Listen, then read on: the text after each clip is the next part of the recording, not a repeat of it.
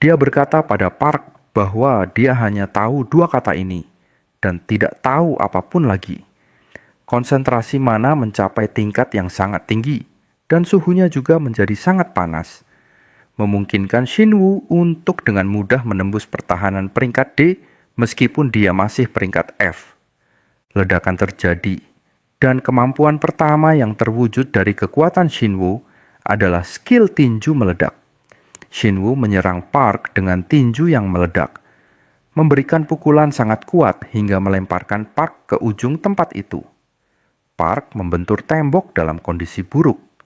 Dia berteriak pada Shinwoo bahwa ini tidak mungkin karena ada perbedaan besar antara peringkat F dan peringkat D. Dia memandang Shinwoo dan bertanya siapa dia sebenarnya. Shinwoo menjawab bahwa dia hanya meminjam beberapa pengalaman dari masa depan, tidak lebih. Dia memberitahu Park bahwa ini saatnya Park membayar semua kejahatannya. Park berteriak dalam ketakutan dan kepanikan. Shinwoo memperhatikan bahwa Park telah menjatuhkan dompetnya. Dompet itu penuh dengan uang yang jelas dikumpulkan Park dari orang-orang yang dia intimidasi, seperti Shinwoo. Shinwoo berjalan sambil memakan makanannya, berpikir tentang apa yang terjadi. Dia menyadari bahwa ini sebenarnya adalah kesempatan yang sangat bagus. Ketika mempertimbangkan kembali di kehidupan sebelumnya, dia telah mempersiapkan diri untuk bencana besar, bukan karena alasan mulia, seperti menyelamatkan kemanusiaan, melainkan untuk menyelesaikan masalah dengan Nicholas yang mengendalikan segalanya agar dia bisa hidup damai. Setelah melanjutkan itu selama 32 tahun penuh, dia berakhir dengan orang-orang di sekitarnya memperlakukannya seperti air yang stagnan. Tapi kali ini, Shinwoo memutuskan bahwa dia tidak akan terlibat dalam masalah besar, seperti bencana besar. Seseorang berbakat seperti Nicholas pasti bisa menanganinya sendiri. Yang akan dilakukan Shinwoo sekarang adalah menggunakan pengetahuannya tentang masa depan untuk menghasilkan banyak uang. Dia akan membeli resor impiannya dan membangun kastil di sana, tapi tanpa ruang bawah tanah atau apapun yang rumit. Dia tidak perlu menunggu 32 tahun lagi. Dia akan pensiun di usia 20-an. Shinwoo terus berpikir sambil berjalan, menyadari bahwa hal pertama yang harus dia lakukan adalah menaikkan peringkatnya. Semakin tinggi peringkatnya, semakin banyak uang yang akan dia hasilkan dari membersihkan ruang bawah tanah tingkat tinggi. Saat Shinwoo memikirkan hierarki peringkat pemburu yang terbangun, dia menyadari bahwa sebenarnya tidak ada keadilan dalam hal ini. Sementara beberapa pemburu terbangun sebagai peringkat pertama dan terdaftar sebagai demikian, ada pemburu seperti Shinwoo yang diklasifikasikan sebagai peringkat F, peringkat terendah. Dia mengingat bahwa di kehidupan sebelumnya, dia adalah pemburu peringkat F dan bekerja sebagai porter, karena dia tidak punya bakat dan tidak tahu apa-apa. Berkat bantuan Nicholas, dia mampu menemukan bakatnya setelah 6 tahun membangkitkan kemampuannya. Dia berhasil bergabung dengan tim kuat yang disebut Rute 9.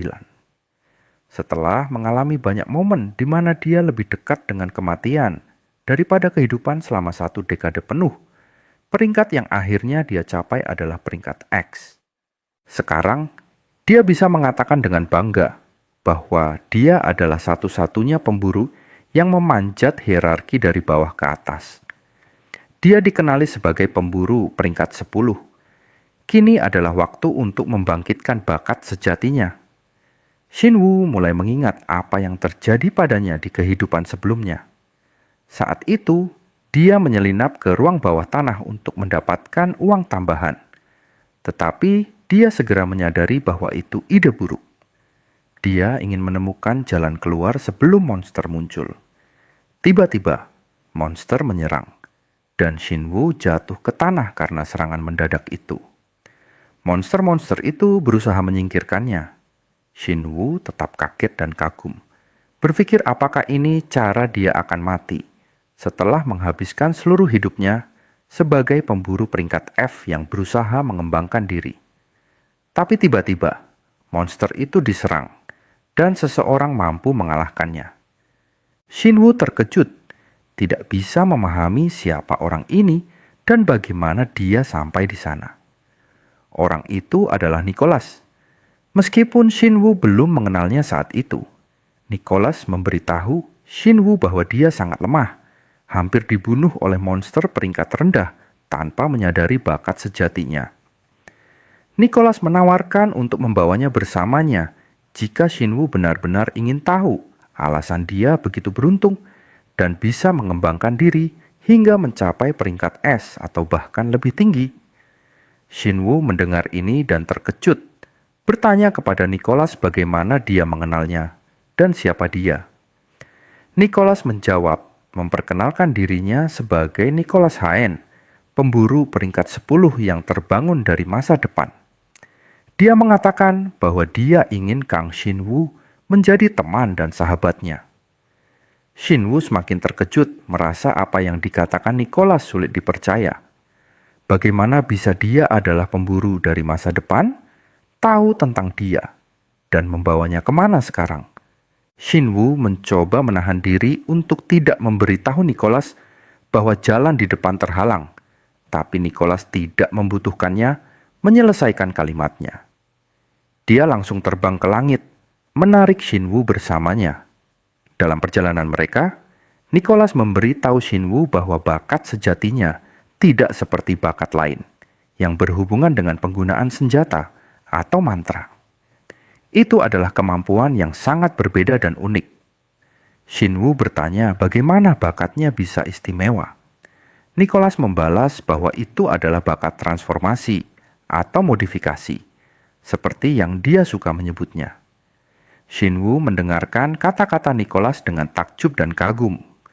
Nicholas melanjutkan, memberitahu Shinwoo bahwa lingkaran energinya unik. Jika dia bisa mengendalikan dan membentuknya, dia akan mampu mengubah bagian manapun dari tubuhnya, serta meningkatkan atribut dan bentuknya sesuai keinginan. Kembali ke atap gedung, Shinwoo memutuskan bahwa dia akan mulai menerapkan skill yang berhubungan dengan modifikasi fisik.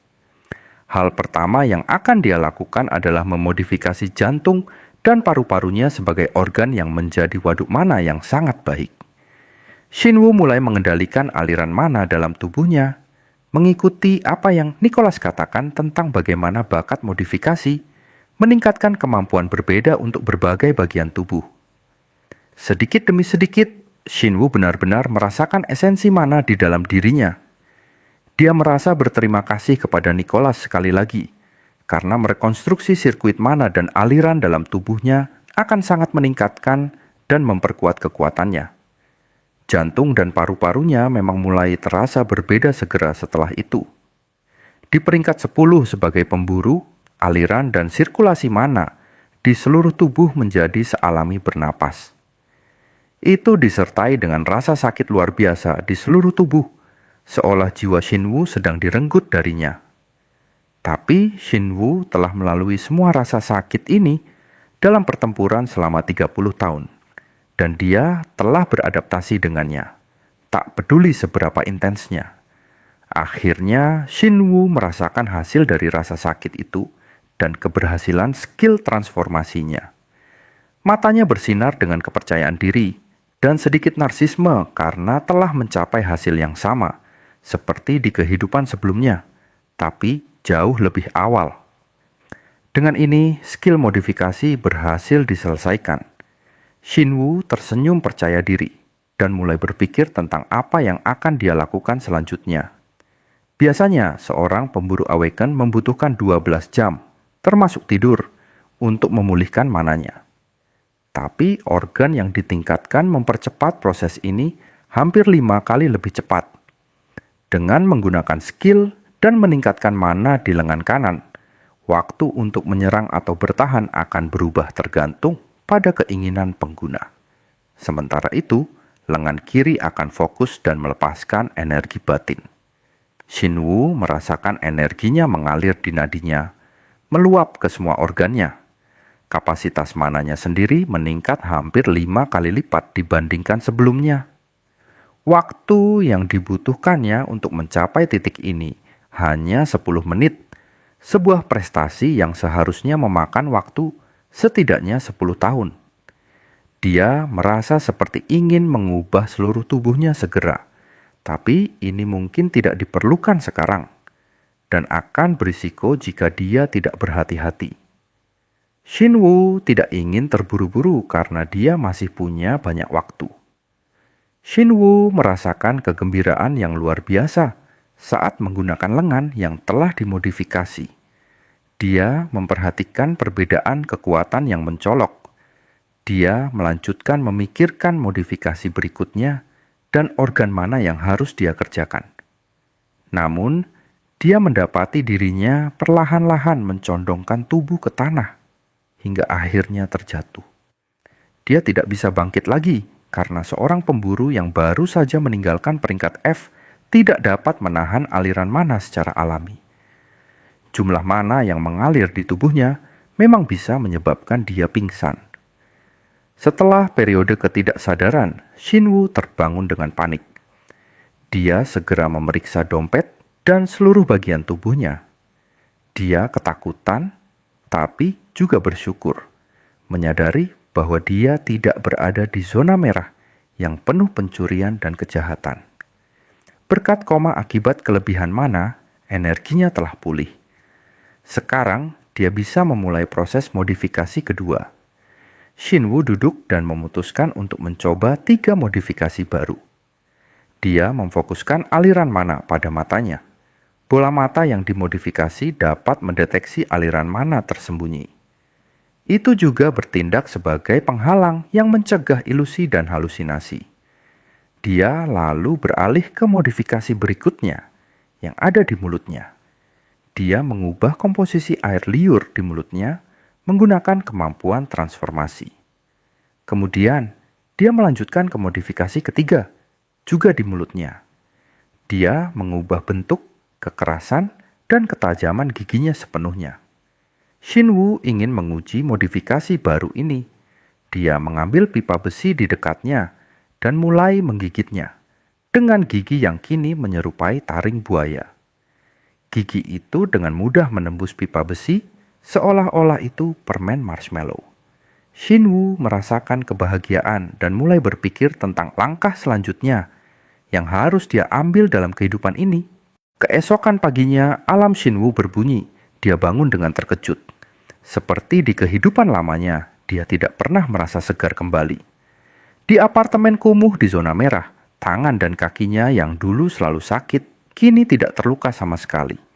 Itu semua dalam kondisi baik, karena beberapa alasan, dia tidak merasa lelah sama sekali. Shinwoo masuk ke kamar mandi, dan semua yang memenuhi pikirannya adalah bahwa hari ini adalah hari yang sangat penting. Hari ini adalah penggerebekan dungeon bersama perguruan tinggi yang mewakili sumber pendapatan baik bagi para porter untuk mencari nafkah. Namun, sekarang upah porter tidak lagi berarti apa-apa baginya. Dia tidak membutuhkannya karena hari ini adalah penampilan resmi pertamanya di kehidupan kedua ini. Shinwoo tiba di dungeon K848 yang sudah lama tidak dia kunjungi. Disinilah Magos yang marah bersembunyi di dungeon ganda. Untuk saat ini, Magos pastinya belum dewasa dan belum berkembang sepenuhnya. Jika dibiarkan lebih lama, ia akan memakan energi dimensi dan akhirnya berubah menjadi monster mematikan. Shinwoo memutuskan bahwa dia tidak bisa tetap menjadi penonton sambil mengetahui apa yang akan segera muncul di dunia. Ini juga akan menjadi kesempatan baginya untuk menguji kemampuan bertarungnya setelah modifikasi. Tapi ada alasan lain atas kehadirannya di sini. Shinwoo mencoba mengingat jika ingatannya tidak mengecewakannya. Seharusnya ada pemberitahuan pembatalan sekarang karena gelombang energi tidak teratur yang berasal dari dungeon. Pada saat itu juga, tim kerja di dungeon diberitahu bahwa penggerebekan hari ini telah dibatalkan karena ditemukannya pola gelombang energi tak teratur. Shinwoo tersenyum karena apa yang terjadi memang persis seperti yang dia harapkan. Salah satu pekerja menjadi marah dan berteriak bahwa mereka semua bekerja setiap hari, dan tidak ada seorang pun yang berhak melakukan ini kepada mereka. Salah satu pemburu menanggapi, mengatakan kepadanya bahwa ini adalah situasinya, suka atau tidak. Pemburu itu adalah So Jong Hyun, peringkat C dan pemimpin tim penyerang yang seharusnya memimpin operasi hari ini. Dia mengatakan bahwa ini adalah keputusan dari Asosiasi Pemburu Korea Awaken, dan mereka tidak punya pilihan selain mematuhinya. Pekerja itu menatapnya dengan ketidakpercayaan dan kekesalan, lalu dengan enggan mengatakan bahwa dia mengerti. So Jong Hyun lalu berbicara kepada para pekerja dan pemburu lainnya, memberitahu mereka bahwa mereka akan membatalkan penggerebekan dan mengembalikan lisensi untuk dungeon K848 ke Asosiasi Pemburu Korea karena mereka tidak lagi membutuhkannya. Shin-woo menyela, meminta So Jong Hyun untuk menunggu sebentar. Dia berkata bahwa karena lisensi dungeon masih memiliki beberapa waktu sebelum kadaluarsa, tidak akan ada masalah jika dia memasuki dungeon. Pemburu So Jong Hyun menatapnya dengan kecurigaan tanpa menanggapi atau berbicara. Mandor bertanya pada Shin-woo omong kosong apa yang dia bicarakan. Akhirnya, So Jong Hyun berbicara kepada Shin-woo dengan nada acuh tak acuh, mengatakan bahwa dia hanyalah pemburu peringkat F. Dia menambahkan bahwa terkadang beberapa porter dengan gegabah ingin mencoba peruntungan mereka dengan menjarah dungeon. Tapi dungeon K848 adalah dungeon peringkat D, yang berarti tim penyerang harus memenuhi syarat minimal 4 anggota peringkat D. Ditambah lagi, energi dimensi saat ini tidak stabil, yang secara signifikan meningkatkan tingkat kesulitan. Dia bertanya pada Shin-woo apakah dia pikir ini hanya permainan atau film, dan apakah dia ingin kehilangan nyawanya dengan mudah dan gegabah. Nada. So Jong Hyun berubah menjadi lebih tajam. Dia bertanya pada Shin-woo apakah dia pikir mereka semua bodoh. Shin-woo membalas bahwa dia tidak bermaksud apa-apa dan hanya penasaran dengan dungeon. Mandor berteriak di wajah Shin-woo, menyuruhnya untuk tidak berbicara kasar kepada tim penyerang. Shin-woo tertawa secara artifisial, mengatakan bahwa mungkin dia melangkah terlalu jauh dan meminta sesuatu yang mustahil bagi seorang porter seperti dia untuk memasuki tempat yang bahkan pemimpin tim penyerang tidak mau masuki. So Jong Hyun kesal dengan kata-kata Shin-woo dan mengatakan bahwa, baiklah, karena kematian misterius porter baru selama serangan biasa terjadi di dungeon. Shin-woo tertawa buatan seperti orang bodoh, berterima kasih kepada So Jong Hyun dengan rasa terima kasih yang palsu. So Jong Hyun menatapnya dengan jijik, tahu betul apa yang akan terjadi pada Shin-woo di dalam. Tapi Shin-woo tidak peduli sama sekali dan melanjutkan perjalanannya. Pengawas memperhatikan situasi dan mengatakan bahwa ini bisa sangat berbahaya baginya. Mandor memandang Shin-woo saat dia berjalan pergi, bertanya apa yang membuatnya begitu gegabah hari ini. Lalu, dia beralih ke para pekerja lainnya, mengatakan bahwa karena hari ini adalah hari libur, mereka akan mengadakan pesta minum. Para pekerja bersorak senang atas saran bos mereka. Mereka meninggalkan Shin-woo untuk melanjutkan ke dungeon seperti yang dia inginkan, lalu mulai merayakan, membawa minuman dan berpesta bersama. Mandor bertanya kepada So Jong Hyun apa yang dia pikir mungkin terjadi pada Shin-woo di dalam, dan apa yang akan mereka lakukan jika dia menemukan harta tersembunyi atau batu berharga dan menjadi sangat kaya. So Jong Hyun menjawab dengan percaya diri, mengatakan bahwa itu tidak mungkin. Dari saat kakinya melangkah masuk ke dungeon, Shin-woo sudah dijatuhi hukuman mati pasti. Ini karena monster yang dikenal sebagai belalang bilah angin sangat cepat. Begitu Shin-woo masuk cukup dalam, dia akan bertemu serangga raksasa itu. Mereka lebih besar darinya dan memiliki taring tajam yang kuat. Shin-woo tahu jenis monster ini dengan baik. Mereka adalah makhluk kasar dan jahat yang menyerang secara berkelompok. So Jong Hyun terus berbicara dengan mandor, memberitahunya bahwa monster-monster ini awalnya peringkat D, tetapi karena gangguan dungeon energi dimensi dan ketidakteraturan energi, kemampuan mereka telah meningkat secara signifikan. Bahkan tanpa peningkatan saat ini, mereka mampu dengan mudah membunuh siapapun seperti pemburu peringkat F. Dia pasti tidak punya kesempatan melawan mereka. Shinwoo menggunakan kemampuan yang telah dimodifikasi untuk menyerang serangga raksasa itu. Tapi jumlah mereka jauh lebih banyak dan lebih kuat darinya. Shinwoo hampir tidak bisa mengimbangi gerakan mereka. Dia memperhatikan bahwa makhluk-makhluk ini setelah salah satu dari mereka jatuh, selalu memasang perangkap dari titik buta mereka. Mereka tampak tanpa emosi atau persahabatan apapun. Berkat skill yang ditingkatkan, Shinwoo berhasil mengalahkan banyak di antaranya.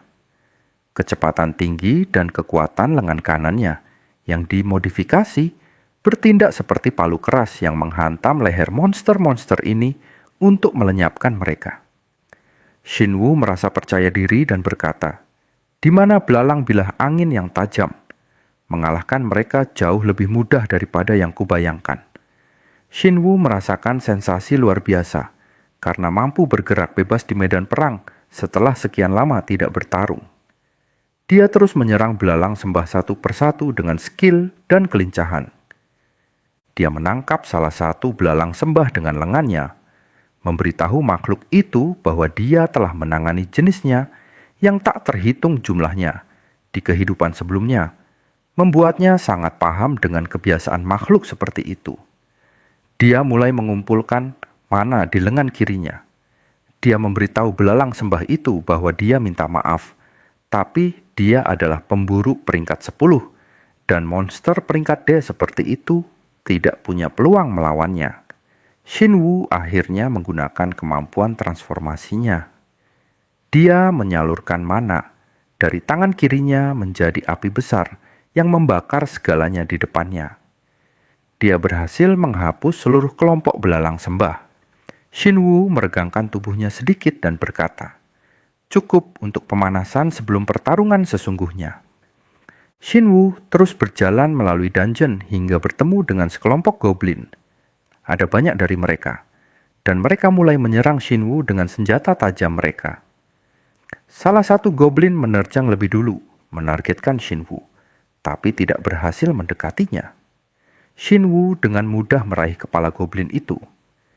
Dia berkata bahwa tinju meledak yang selalu digunakan sebagai gerakan akhirnya adalah teknik yang dia pelajari dari seorang pria baik hati bernama Mook Cheol. Teknik ini membutuhkan jumlah mana yang sangat besar. Itulah sebabnya teknik itu benar-benar mencerminkan tingkat kekuatannya saat ini. Sayangnya, dengan kondisi fisiknya sekarang, kapasitasnya hanya bisa mencapai tahap kedua. Tapi untuk goblin konyol seperti ini, bahkan tahap pertama akan lebih dari cukup. Shinwoo bersiap untuk memberikan pukulan ke goblin di tangannya. Dia menyerang dengan kecepatan luar biasa dan kekuatan mematikan. Memang, dia berhasil membunuh goblin itu hanya dalam satu pukulan. Shinwoo merasa bahwa peringkatnya saat ini menurut kapasitas mana adalah peringkat D. Tapi jika dia menambahkan kemampuan modifikasi fisik dan teknik tinju meledak, itu naik ke peringkat C.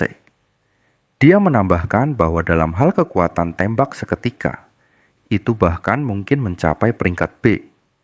Setelah bertarung dengan monster-monster itu, dia memperhatikan bahwa kekuatan mereka memang telah ditingkatkan. Mereka menjadi lebih ganas dan kuat. Saat dia mulai mengingat kenangan dari kehidupan sebelumnya, dia menyadari bahwa gangguan di dungeon K848 hari ini adalah awal dari bencana besar tahun 2030 yang mengakibatkan kematian banyak individu Awaken dan warga sipil. Itu adalah ulah Magos yang marah, yang telah mencapai puncak perkembangannya di sini. Dungeon K848 adalah dungeon tempat makhluk mengerikan ini bersembunyi, mengumpulkan kekuatan, dan berkembang selama 10 tahun. Shinwoo berpikir bahwa meskipun dia percaya asosiasi pemburu Korea tidak mendeteksi sinyal aneh dalam 10 tahun itu, pasti ada alasan logisnya. Shinwoo mengambil batu yang ditemukan di lantai dungeon. Dia menggunakan teknik mata yang ditingkatkan untuk mencari lokasi tertentu. Shinwoo kemudian menemukan titik yang dia cari dan merasakan penghalang yang sangat kuat di sana. Dia melempar batu dan menemukan bahwa ada tempat tersembunyi yang membenarkan kecurigaannya. Memang ada ruang ganda tersembunyi dengan energi dimensi. Inilah mengapa asosiasi pemburu Korea tidak bisa merasakan pertumbuhan magos yang marah atau memprediksi perkembangan abnormalnya. Dengan mata telanjang, tidak mungkin ada yang menyadari atau merasakan penghalang ini.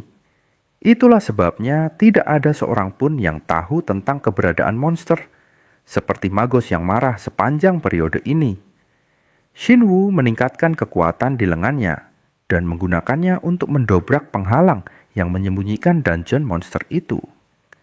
Sedikit demi sedikit, penghalang mulai bergoyang bersama usaha Shinwoo, hingga akhirnya dia berhasil menghancurkannya sepenuhnya. Dia membuka gerbang dan bisa melewati pintu masuk. Ini adalah ruang ganda tersembunyi yang tampak seperti tempat yang memancarkan keanehan dan kengerian mutlak. Shinwoo melihat ke belakangnya ketika dia mulai mendengar suara aneh. Dia melihat monster aneh seperti beruang muncul dari kegelapan. Monster itu bergegas menuju Shinwoo dengan penuh kemarahan. Ia memiliki banyak mata di kepalanya, yang semuanya melotot marah ke arah Shinwoo. Shinwoo berkata bahwa dia yakin beruang gila ini adalah pertanda magos pasti akan muncul. Dia menantang beruang itu, mengatakan bahwa dia ingin menguji keterampilannya. Beruang yang marah mengamuk dan menyerang Shinwoo dengan ganas. Shinwoo terkejut dengan kecepatan beruang yang mengesankan. Dia mencoba menghindari serangan itu, tapi tidak bisa. Jadi dia memblokirnya, mengatakan bahwa dia mengharapkan kekuatan mentahnya sangat tinggi. Jika dia tidak memperkuat dirinya tepat waktu, itu bisa berbahaya. Tapi beruang itu tidak menyerah pada Shinwoo sama sekali. Ia melancarkan serangan kedua yang bahkan lebih ganas dari sebelumnya. Shinwoo pertama-tama dipaksa menjauh darinya dengan cepat sambil berpikir bahwa beruang itu sangat cepat, seperti yang dia harapkan, dan naluri tempurnya tidak boleh diremehkan. Dia berdiri tegak di depan beruang itu dan berkata bahwa beruang itu memang kuat. Dia menambahkan bahwa akan lebih baik bagi keduanya untuk berhenti membuang mana sia-sia dan memulai pertempuran sesungguhnya. Shinwoo menatap beruang itu dengan penuh tantangan, ingin menyerangnya dengan segala yang dimilikinya. Beruang itu merasa terprovokasi, mengaum marah, dan mulai menyerang Shinwoo. Tapi kali ini Shinwoo lebih cepat dari beruang dan berhasil bergerak di sekitarnya. Dia menemukan ini sebagai saat yang tepat untuk menggunakan teknik modifikasi air liur, mengubah cairan tubuhnya menjadi zat beracun. Shinwoo mulai mengumpulkan air liur di mulutnya, lalu meludahkannya dengan kuat dalam kepadatan tinggi, seperti sinar laser. Air liur beracun itu masuk ke tubuh beruang yang marah. Beruang segera mulai merasakan gejala keracunan, karena air liur berbisa itu mengalir ke seluruh tubuhnya. Shinwoo memberitahunya bahwa apa yang baru saja diminumnya adalah salah satu cairan racun tubuh paling berbahaya, yang tidak akan bisa ditahan oleh siapapun untuk waktu lama, bahkan makhluk raksasa seperti itu. Jika dia memanfaatkan kesempatan ini dan bergegas menuju beruang dengan kecepatan tinggi, dia tahu bahwa kulit tebal dan pertahanan otot beruang itu jauh lebih tinggi dari peringkat C. Itulah sebabnya lebih baik menghancurkan atau melemahkannya dari dalam terlebih dahulu, daripada mencoba mengatasinya dari luar.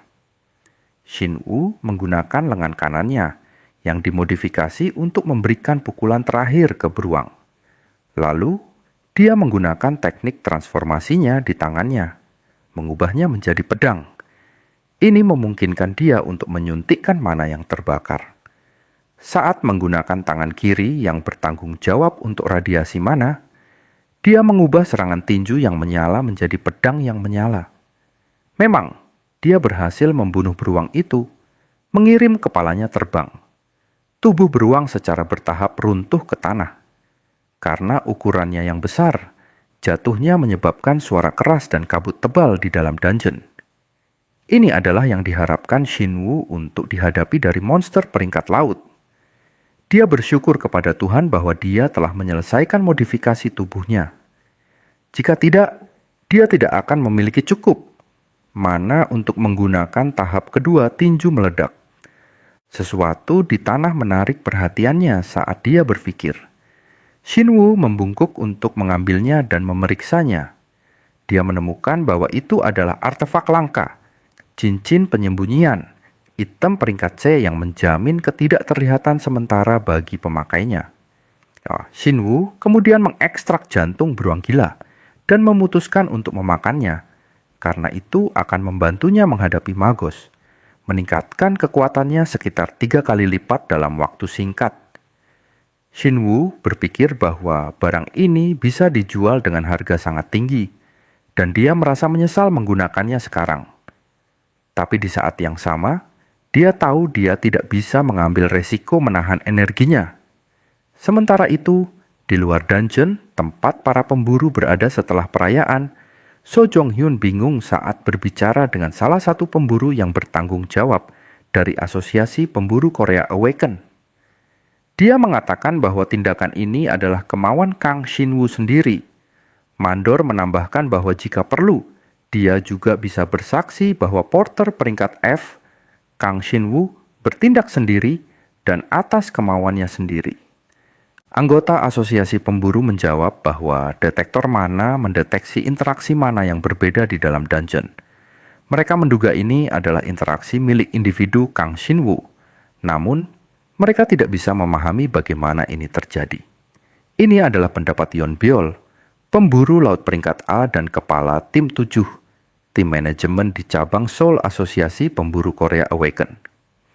Dia terus bertanya bagaimana seorang porter peringkat F bisa bertahan dan tetap hidup di dungeon peringkat D, atau lebih tepatnya, dungeon yang kini telah mencapai peringkat C karena perubahan di dalamnya. Mandor menjawab bahwa kata-katanya masuk akal. So Jong-hyun menambahkan bahwa asumsi paling logis adalah detektor itu tidak berfungsi. Yeon Beol merespons dengan suara rendah, hampir seperti bisikan, mengatakan bahwa detektor tidak mengalami malfungsi. Detektor itu dengan jelas mendeteksi bahwa energi yang berasal dari dungeon adalah energi Shinwu. Dan Shinwu berhasil bertahan hidup di dalam, meskipun sulit dipercaya. Dia bertanya pada dirinya sendiri apa yang mungkin dilakukan Shinwu di dalam dungeon sampai sekarang, dan apa yang membuatnya begitu lama untuk keluar, meskipun tingkat kelangsungan hidup untuk pemburu kelas F mendekati 0. Mereka kini perlu menyelidiki dungeon itu untuk memahami situasi dan mengklarifikasi. Ini juga bisa memulihkan sisa-sisa jika ada keadaan darurat terjadi. Yeon Beol meminta artefak yang akan dipersiapkan dan mengumumkan bahwa dia akan melakukan investigasi sendiri. Salah satu pemburu memperingatkannya bahwa itu mungkin berbahaya jika dia pergi sendiri. Yeon Beol menanggapi bahwa tidak akan terjadi apa-apa dan bahwa dia tahu betul ini adalah spesialisasinya. Dengan menggunakan skill siluman dan penyergapan dengan benar, dia bisa melakukan eksplorasi sederhana. Tiba-tiba, tanah di bawah mereka bergetar hebat dan secara tak terduga, hingga mereka percaya itu adalah gempa bumi. Tapi Yeon Beol meyakinkan mereka bahwa itu bukan gempa bumi atau hal semacam itu. Sebaliknya, itu tampak seperti efek dari pintu keluar dimensi yang sedang dibuat. Dia berpikir ini berarti monster dungeon sudah dikalahkan, sesuatu yang sepenuhnya mustahil baginya untuk percaya. Hingga kemudian, Shinwu muncul secara dramatis dari dungeon sambil meminta maaf atas kekacauan. Dia mengatakan bahwa Magos yang terprovokasi memaksanya untuk bertarung kali ini membuat semua pemburu dan pekerja yang hadir tercengang. Bahkan Yeon Byeol tidak bisa memahami apa yang dia lihat. Sesaat sebelum keluar secara dramatis dan tak terduga, Shinwoo masih memakan jantung beruang gila yang rasanya sangat mengerikan. Shinwoo hampir muntah karena rasa hati yang buruk itu, tapi dia sudah terbiasa menghadapi situasi sulit dan memutuskan untuk menyelesaikannya sepenuhnya. Setelah akhirnya selesai makan, dia sepenuhnya siap untuk melanjutkan misi dan melenyapkan monster besar di dungeon itu.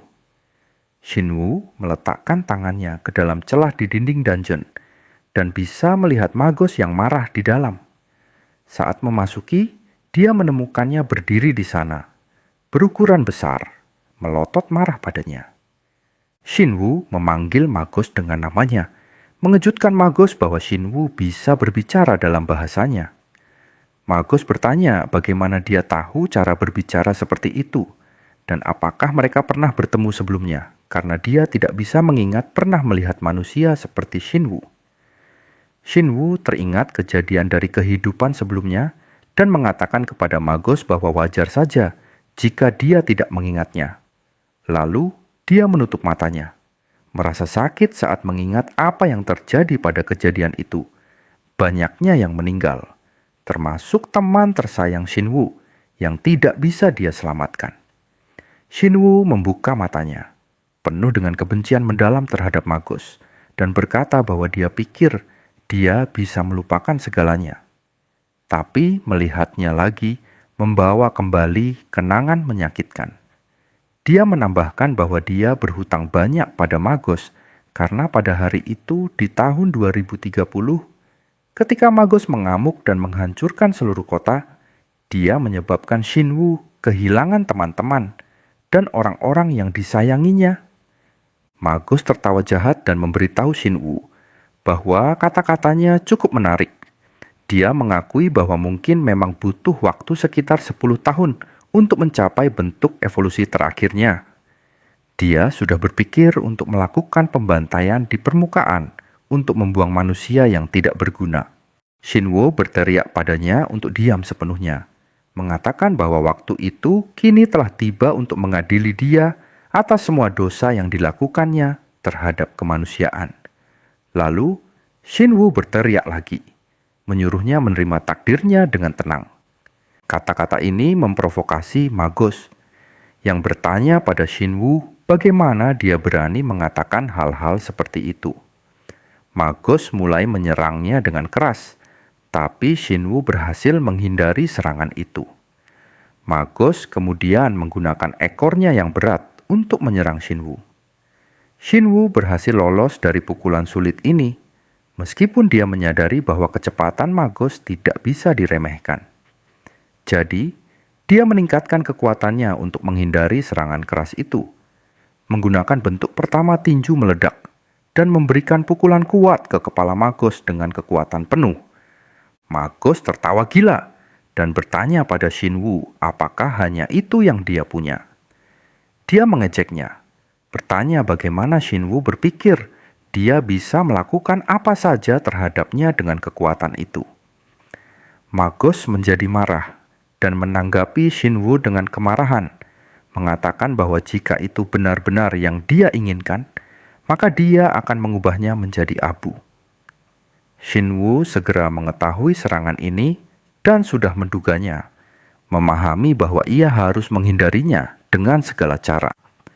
Pada saat terakhir, Shinwoo menggunakan kemampuan modifikasi tubuhnya, meningkatkan energi di kakinya untuk melompat tinggi dan menghindari serangan api peledak Magos.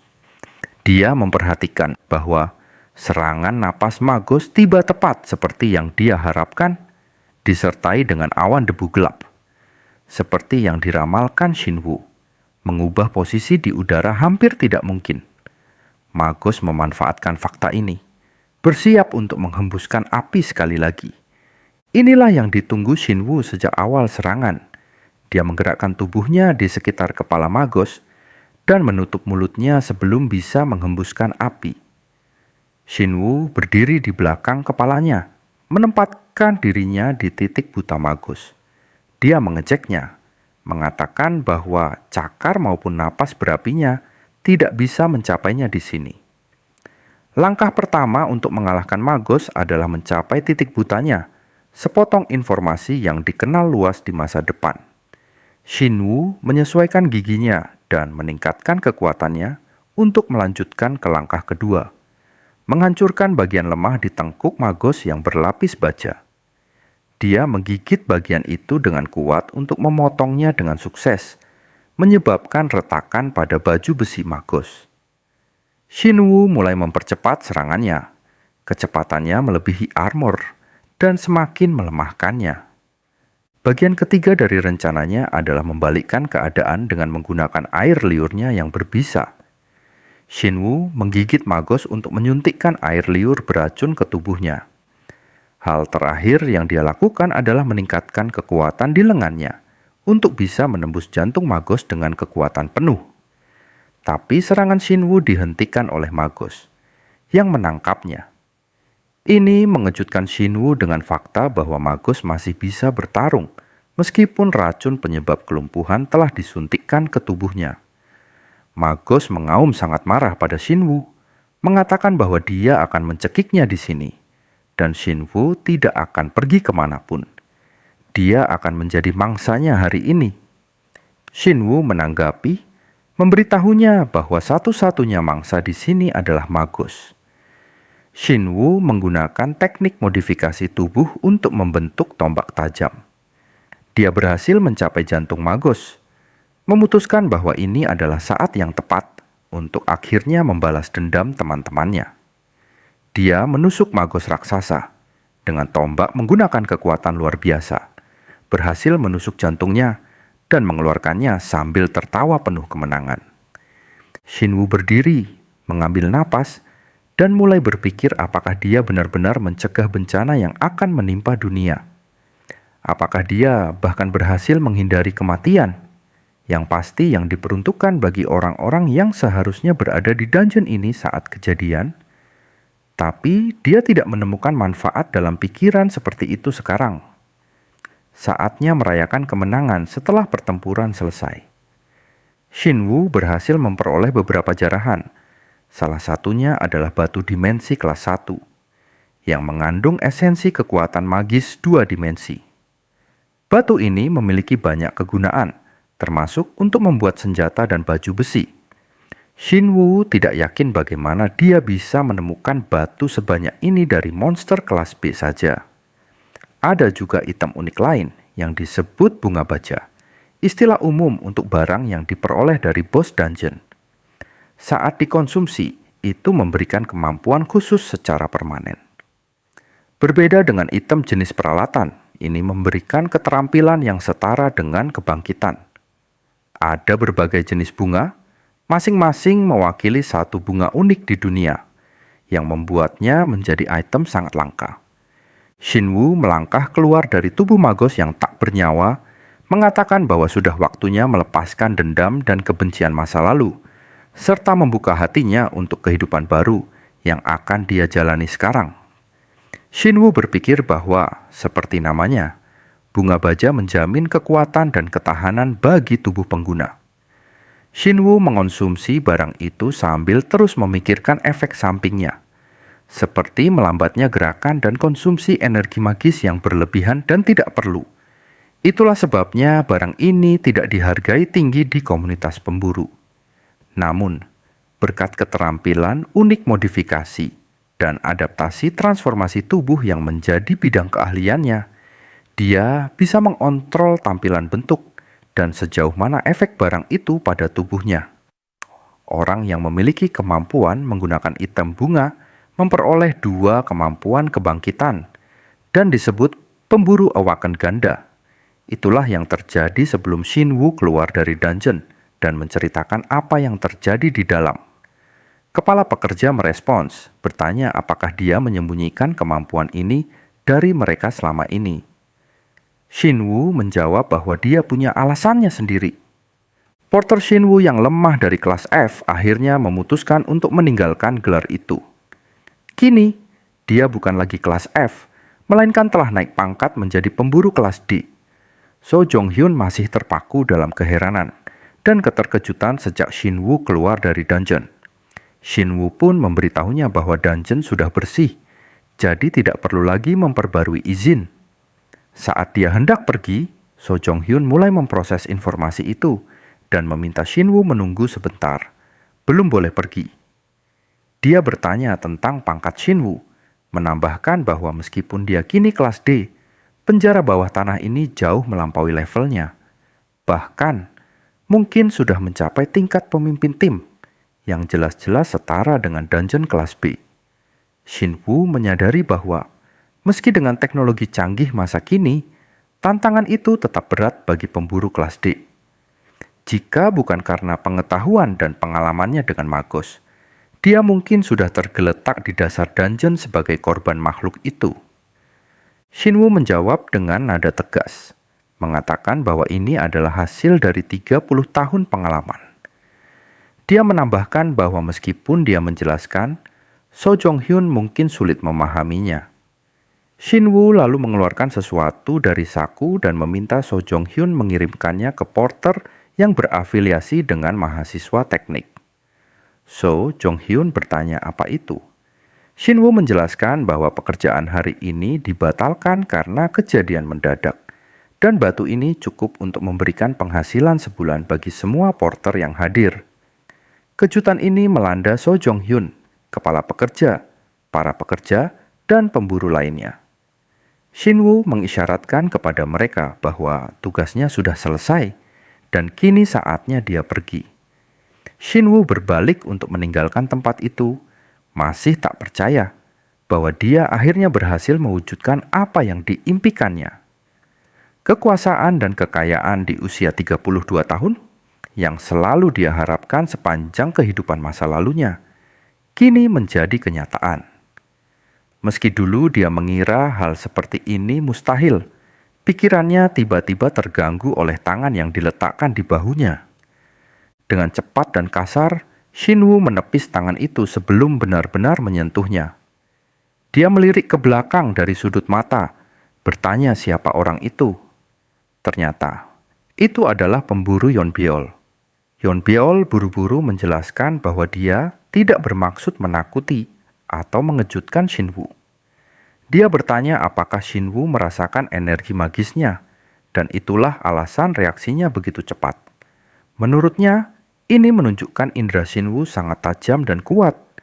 Shinwoo menoleh padanya, mengakui bahwa reaksinya memang kasar dan kurang pantas. Tapi, dia menambahkan, dia terbiasa berhati-hati dan selalu fokus pada segala sesuatu di sekitarnya. Saat menatap Yeon Byeol, Shinwoo merasa ada sesuatu yang familiar pada wajahnya, seolah fitur-fiturnya tidak asing sama sekali. "Kamu seperti Yeon Byeol," katanya. Yeon Byeol tersenyum dan memperkenalkan diri sebagai anggota asosiasi pemburu Korea Awaken. Dia datang ke sini khusus untuk mengajukan beberapa pertanyaan sederhana. Shinwoo teringat masa lalu dan menyadari bahwa Yeon Byeol adalah pemburu yang dia temui selama bencana besar di kehidupan sebelumnya. Saat itu Yeon Byeol menjadi salah satu pemburu peringkat S terkuat yang pernah ada. Sayangnya, dia tewas sebelum Shinwoo mencapai peringkat X. Shinwoo merasa lega mengetahui bahwa Yeon Byeol kini tak perlu menghadapi nasib mengerikan itu karena dia telah membunuh magos. Dia mendengar pertanyaan Yeon Byeol yang mengatakan bahwa dia tahu Shinwoo tinggal lama di penjara bawah tanah dan masih tak percaya apa yang terjadi. Shinwoo menjawab bahwa itu wajar saja. Dia adalah pemburu Awaken dari tingkat F selama waktu yang lama, dan kini sulit baginya untuk berbicara lebih lama, karena sedang terburu-buru. Shinwoo menyerahkan selembar kertas dengan nomornya, meminta Yeon Byeol menghubunginya jika ada pertanyaan. Dia lalu cepat berlari menjauh, berpesan bahwa saat mereka bertemu lagi, Yeon Byeol seharusnya tidak sekaku dan sekasar sekarang, melainkan mencoba lebih fleksibel. Yeon Byeol terus memandangi Shinwoo dengan kagum. Saat menerima panggilan telepon, Yeon Byeol menjawab dengan bertanya, apakah orang itu sudah mendengar berita hari ini? Dia memberitahu mereka bahwa ada sesuatu yang akan sangat mengejutkan mereka. Pertempuran dengan Magos begitu intens dan ganas, hingga diperlukan usaha besar untuk mengembalikan tubuhnya ke kondisi stabil di zona merah. Rumor menyebar cepat, dan berita hari ini pasti akan sampai ke telinga semua orang serta disiarkan luas. Jika seseorang yang membawa batu dimensi diserang di zona merah, tempat penuh kekacauan dan kekerasan, sulit memprediksi apa yang akan terjadi. Dengan demikian, solusi paling realistis dan logis adalah menjual batu itu tanpa membuang waktu. Di zona merah, banyak tempat memfasilitasi perdagangan 24 jam sehari. Keesokan harinya, Shinwoo berdiri di balkon apartemennya, memikirkan bahwa beberapa hari lalu dia hidup bangkrut dan ketakutan di apartemen zona merah. Makan makanan kadaluarsa yang hampir tak layak dimakan. Tapi kini, dia menikmati angin sepoi-sepoi dan pemandangan indah di rumah barunya di zona putih, sambil menyeruput teh hangat yang sudah disiapkannya. Meski belum mencapai kekayaan dan keberuntungan yang diimpikannya di kehidupan sebelumnya, tubuhnya kini adalah tubuh pria muda, dengan waktu berharga di depannya. Jika dia memaksakan diri sedikit, dia bisa mempercepat langkahnya menuju pensiun dini, menikmati hidup dalam kemewahan. Dengan pengalaman, informasi, dan peluang yang dimilikinya, semua itu hanya akan meningkat. Kini, di tahun 2020 setelah kembali 32 tahun ke masa lalu, rasa ingin tahunya terpicu. Dia mencoba mengingat peristiwa dan isu apa yang terjadi pada tahun ini. Tiba-tiba, dia mendengar berita melaporkan bahwa baru-baru ini, saat penemuan salah satu dungeon, serangan kekerasan terjadi akibat beberapa kutukan. Putri kepala kelompok Yanghwa, Jin Bomi, berada dalam kondisi kritis, berjuang untuk hidup dengan tubuhnya yang semakin memburuk seiring waktu. Jin Sung Tae muncul langsung di televisi, berbicara bukan sebagai kepala kelompok Yanghwa, melainkan sebagai ayah seorang anak. Dia menyatakan dengan penuh semangat bahwa dia sangat membutuhkan bantuan dari individu Awaken yang menonton siaran ini, berharap ada satu orang yang bisa menyelamatkan putrinya yang sakit. Di fasilitas medis khusus milik grup Yanghwa Jinbo, putri itu terbaring di salah satu tempat tidur medis. Ayahnya menjanjikan hadiah keuangan khusus bagi siapa saja yang membantu merawatnya. Tiba-tiba, fokusnya terganggu oleh seseorang yang masuk ke kamar, mengatakan bahwa dia ada di sini untuk bermain dan bersenang-senang bersamanya. Shinwoo menyadari gadis yang berdiri di sampingnya memiliki ciri-ciri yang familiar, seolah dia pernah melihatnya sebelumnya. Shinwoo bertanya apakah mereka berafiliasi dengan Asosiasi Pemburu Korea Awaken, dan apa yang dilakukan orang-orang berpangkat tinggi seperti mereka di tempat ini. Gadis itu memperkenalkan diri sebagai Namina, menjelaskan bahwa dia adalah kepala cabang tunggal dari Asosiasi Pemburu Korea. Dia datang hari itu khusus untuk mengevaluasi kemampuan Shinwoo secara langsung. Namina mengundangnya bergabung dengan asosiasi, menyebutkan bahwa hadiah rekrutmen akan sangat murah hati dan tak tertandingi oleh apa yang bisa diterima pemula biasa. Shinwoo tahu bahwa Asosiasi Pemburu Korea adalah serikat nasional yang terdiri dari elit dunia Awaken. Meski asosiasi mungkin menganggap tawaran ini belum pernah terjadi sebelumnya, mengingat keengganan mereka mengajukan proposal kepada individu berpangkat rendah.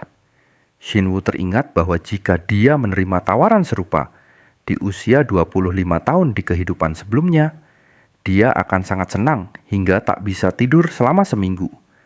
Tawaran seperti itu bisa dengan mudah membuat individu Awaken biasa menangis bahagia. Namina menyela pikiran Shinwoo, meyakinkannya bahwa kontrak khusus juga mungkin. Tapi Shinwoo mengejutkannya dengan menolak tawaran itu secara sopan.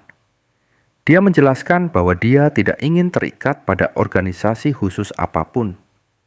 Saat malam tiba, Shinwoo merasa lelah dan letih karena kejadian tak terduga hari ini. Dia menyadari bahwa bencana besar yang mengubah manusia menjadi makhluk Awaken telah meninggalkan bekas jahat dan merusak di hati orang-orang, tak peduli seberapa rendah peringkat beberapa individu awaken itu. Dia mengerti bahwa tindakan masa depannya akan menarik perhatian banyak orang, menjadikannya target kuat. Misalnya, orang seperti Namina yang terus-menerus mengukur keterampilan dan pertumbuhannya, serta bisa memprediksi dan mencegah gerakan orang lain. Shinwu merenungkan apa yang bisa dilakukannya jika menghadapi seseorang dengan kemampuan awaken serupa. Dia mengaktifkan sistem simulasi untuk memvisualisasikan skenario yang mungkin, tapi menemukan bahwa itu menyebabkan tekanan mental signifikan baginya. Shinwu mulai mempertimbangkan persiapan tertentu yang mungkin membantunya. Dia teringat bola ajaib artefak yang dikenal karena kemampuannya berinteraksi dengan sihir dan menyerap energi spesifik dengan cara unik. Bola itu berisi kekuatan energi magis yang bisa digunakan untuk meluncurkan serangan. Namun, tak ada makhluk awaken yang pernah berhasil menggunakannya dengan benar. Di kehidupan sebelumnya Shinwu, itu dianggap tak lebih dari relik konyol yang sering dijadikan mainan anak-anak. Kini, berkat modifikasi tubuh yang menjadi inti kemampuan awakennya, dia bisa menyimpan energi sihir di bagian tubuhnya, seolah itu baterai. Meski saat ini kapasitas energi magisnya masih kurang, jika dia bisa memanfaatkan kemampuan pemulihan energi secara efektif, sifat yang membedakannya dari individu awaken lain mungkin menjadi senjata ampuh baginya. Shinwu memutuskan meninggalkan rumahnya dan menuju lokasi tempat. Dia berharap menemukan artefak itu, sektor ke-78, tambang terpencil di zona merah. Dia meningkatkan kekuatan dan kecepatan kakinya, lalu mulai melompat dari atap ke atap hingga mencapai tujuannya. Tak lama kemudian, dia tiba di daerah terpencil, tambang dalam yang memancarkan energi magis. Shinwu merasakan energi itu berinteraksi dengannya dan menggunakannya untuk menemukan serta menarik bola itu ke arahnya. Akhirnya, dia berhasil merebutnya. Namun, untuk menjaga sifat magisnya, memegang bola itu tak semudah yang dibayangkan. Sayap energi magis dengan cepat terbentuk di sekitarnya, mengungkapkan bahwa tujuan artefak berkaliber ini adalah untuk menyerang dan memulihkan melalui energi sihir. Tapi, ia memiliki kepribadian unik yang membuatnya sulit ditangani. Shinwu mulai menyalurkan energi ke bola dari lengan kirinya dan meluncurkannya dengan kekuatan besar ke salah satu dinding. Ini menyebabkan kerusakan hebat pada struktur. Shinwu senang dengan kekuatan penghancurnya yang tiba-tiba, sesuai harapannya. Tapi, dia merasakan aura aneh, seolah ada seseorang yang melakukan tindakan kriminal di dekatnya. Dia berharap tak menemukan apa-apa, tapi ternyata salah satu penjahat menargetkan pemburu geng. Jang Seongyong, individu awaken peringkat A+ dan anggota kelompok Palang Hitam. Penjahat itu memberitahu Shinwu bahwa daerah ini milik mereka dan menuntut tahu identitasnya. Shinwu sudah tahu siapa orang ini. Eksekutif ketiga Palang Hitam, guild kriminal terkenal di kehidupan sebelumnya karena reputasinya yang suram sebagai pembunuh bayaran.